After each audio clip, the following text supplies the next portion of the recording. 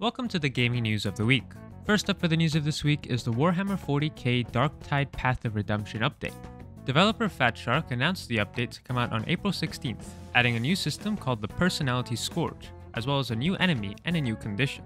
They stated that this update is only the beginning, as you can expect more content to be rolled out throughout the months to support the update as well. This includes the reinvented penance system, which will come out in multiple steps. There will be more than 200 new penances to unlock in several categories, and you'll be able to use penance points towards a Battle Pass style progression track with more than 40 reward tiers. When it comes to core gameplay, Darktide is getting new puzzles, challenges, and collectibles throughout its levels. There's also the new Tox Bomber enemy that throws grenades filled with toxic fumes at players. Players tackling higher difficulties will also start facing the Pox Gas as a new condition. The Pox Gas is a new environmental hazard that changes up gameplay spaces that players are used to traversing. It blocks off shortcuts and forces you to change up your style since it's in the path of the mission's core objectives. Another new feature being added is the Personality Scourge. This is essentially extended character customization, including voice, height, and additional aspects of your character except for your class. In exchange for Ordo dockets, you can adjust your body type, name, background, and more. Next up this week, we have some news about Unending Dawn. The Chinese developer Parquet's Fate Studio has confirmed that the open-world action game Unending Dawn will be released for PlayStation 5 as well as iOS and Android. They've received pretty good reception after they released a 7-minute video showcasing an animated introduction of the world and its protagonist and presenting the core gameplay. Unending Dawn is described as an open-world action RPG with anime aesthetics, inspired by works such as Elden Ring, Genshin Impact, and Sekiro. Developed under Unreal Engine 5, the development of Unending Dawn is supported by Tencent and currently does not have a release date. The combat mechanics seem to have a close resemblance to Sekiro, whereas the graphics and overall style bear a lot of resemblance to something like Genshin Impact. We don't know yet if it's going to be free-to-play like Genshin Impact, although everything indicates that it will. If you enjoy Souls-like games and Genshin Impact-like games, you should definitely keep an eye on it. Next up for the news of the week is the release date of Zenless Zone Zero being leaked by mistake. Fans of Hoyoverse games like Genshin Impact or Honkai Star Rail have been eagerly awaiting their next big project, Zenless Zone Zero. In Zenless Zone Zero, modern civilization has been devastated by supernatural disasters known as cavities. These phenomena that appear out of nowhere are filled with terrible creatures, the ethereal beings. In the midst of chaos, New Eridu has relied on its technology and resources to confront the cavities, and gradually rise as the last bastion of modern civilization. Players will assume the role of the proxies, adventurers who venture into the cavities for various reasons. Players will join forces with unique characters to explore the cavities together, defeat formidable enemies, complete all kinds of tasks, and uncover the deepest secrets of New Eridu. Although the release date for the project has been one of Hoyoverse's best kept secrets, a small mistake slipped through in the App Store. After 2 years of anticipation, it was revealed that Zenless Zone Zero will officially launch on July 3rd of this year, according to their official download page on the App Store. This definitely seems to be some kind of mistake, as you can only find this release date on the App Store. For now, we'll have to wait for the company's confirmation, but if nothing changes regarding the leak, Zenless Zone Zero should be released on PC, PS5, iOS, and Android on July 3rd of this year.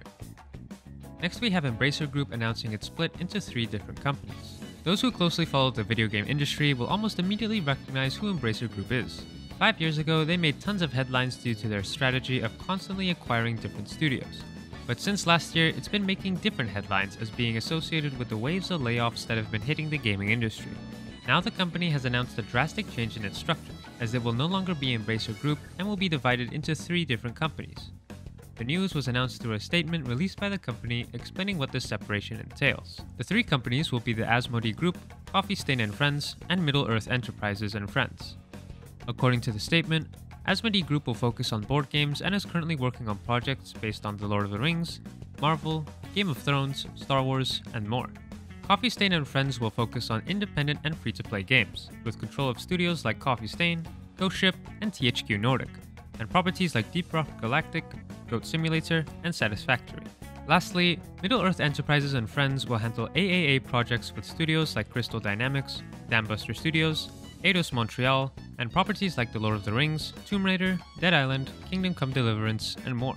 Unfortunately, the restructuring also led to the complete closure of studios like Volition, Campfire Cabal, and Free Radical Design, while other studios like Gearbox and Saber Interactive had to be sold. This is definitely a massive shift in the industry, and goes to show how much has changed this year with the layoffs.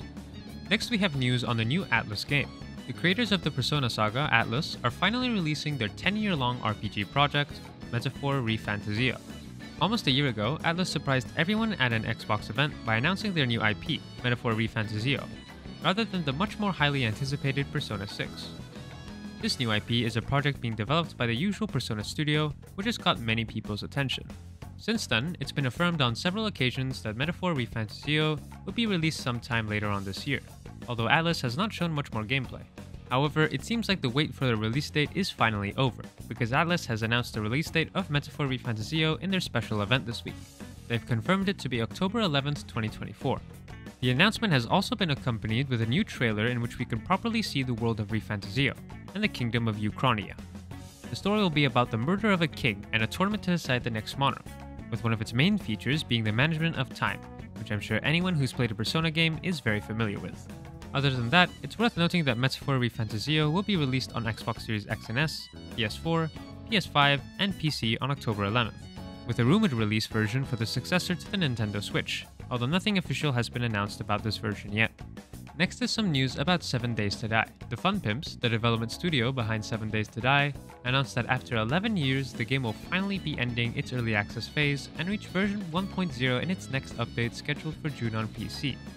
However, console users who purchase the early access version will need to buy the game again to get this new version. The co-founder states, "Due to significant technical differences between the previous and current console hardware, we will not update the legacy version. Owners of this version will have to purchase the new title." However, they also mentioned that they are considering some form of assistance. "We are working closely with Sony and Microsoft to offer a discount to owners of digital legacies when purchasing the new console edition. At the same time, the current edition of the game will soon be unavailable in the digital stores of PlayStation and Xbox. As for PC players, the situation is completely different. Users who purchased early access will be able to acquire Update 1.0 at no additional cost. However, they will not be able to use their current progress in the new edition, so they will have to start the game over. Version 1.0 of 7 Days to Die will be released in June on PC and in July for consoles. According to comments from the studio, in the fourth quarter of 2024, Storms Brewing will arrive, an update that includes cross-platform play, changes in the weather system, and the development of biomes. By mid-2025, the company plans to release the New Threat patch, the redesign of the interface, and the introduction of bandits in the game. So if you've played 7 Days to Die at all in the 10 years it's been in early access, maybe you want to check it out. Next we have some new details about an upcoming Assassin's Creed. Assassin's Creed codenamed Hexe, the most supernatural and darkest installment of Ubisoft's saga, leaks new details about the protagonist, story, and powers. From the aesthetics, we know it will be set in the 16th century and will revolve around the witch hunts during the Roman Empire. It's expected to be released in 2026. It was in 2023 when the simultaneous announcement of Assassin's Creed Red and Hexe occurred, the first main installments of the saga to be integrated into Assassin's Creed Infinity, a hub that will gather the franchise's upcoming games into one place. Unlike the first title, Hexe didn't detail its setting, only hinting that witches would be involved in some way. Now, details of all kinds are finally leaking. Promising to be the darkest game in the entire saga as well as the most different, it's being developed by Ubisoft Montreal and could be set in Central Europe during the Holy Roman Empire of the 16th century. According to Insider Gaming, Assassin's Creed Hexe aims to be a more linear game compared to its predecessors, although it will still feature open-world exploration. The protagonist will be female, possibly named Elsa, who possesses some supernatural abilities. While her abilities are unknown, some secretly sent images to the media showing the character being pursued by German soldiers until she uses a spell to possess a nearby cat. So players will be able to control the possessed animal to distract the soldiers, all in the dark and gloomy environments in the cobblestone streets of the city. Additionally, it seems the game will bring back the fear system from the Jack the Ripper DLC of Assassin's Creed Syndicate, which instilled fear in enemies throughout its story. Its setting, gameplay, and story promise to offer something entirely different from what we're used to seeing. However, we're going to have to wait longer to know for sure officially. Next for the news of the week is a new update for Lords of the Fallen. Hexworks Studio and publisher CI Games have released a significant update version 1.5 called Master of Fate for Lords of the Fallen. This version of the game is the result of all the player feedback collected over the past 6 months or so. It includes the advanced game modification system, which introduces a bunch of novelties. For example, we can randomly change the arrangement of enemies and objects, or activate the permadeath mode where we only have one life. It's also possible to increase enemy density and reduce health recovered by objects until we deal damage to enemies. The developers have highlighted that since the release of Lords of the Fallen, they've managed to significantly improve the technical state and the content of the game, so they consider their work to have been concluded successfully. In the future, if new content appears in Lords of the Fallen, it will be within paid DLC. To celebrate the launch of Master of Fate, PlayStation players can currently enjoy a 50% discount on the game for a limited time, while both the standard and deluxe editions of Lords of the Fallen will be available on Steam at a 50% discount from April 29th as a part of CI Games' Steam Publisher sale. Next we have news about BlizzCon 2024 being cancelled. This year was supposed to be a particularly special occasion for Blizzard, as it marks 30 years since the release of World of Warcraft, the company's most iconic game. The news was announced through an official statement on the BlizzCon website. There, Blizzard commented that the decision was not easy, but no reason was given for why this year's edition will not take place. The company left the door open to return to this format in future years and also briefly discussed its plans for the events this year. While there are no official reasons for the event's cancellation, some speculate that it may be due to a lack of content to announce. World of Warcraft will receive a trilogy of expansions that have already been announced, as will Diablo 4 with the expansion of Vessel of Hatred, and this would leave games like Overwatch 2, whose popular opinion is not good enough to be the forefront of the entire event. There have only been 3 other cancellations in BlizzCon's lifetime. One was in 2012 due to the lack of content, one was in 2020 due to the COVID-19 pandemic, and the last one was the one in 2022. Blizzard was also recently affected by Microsoft's massive wave of layoffs. Around 1,900 employees lost their jobs in the company, and both Xbox and Activision Blizzard personnel were affected.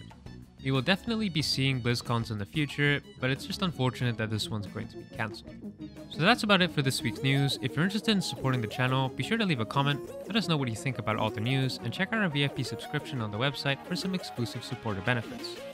We will be seeing you next week.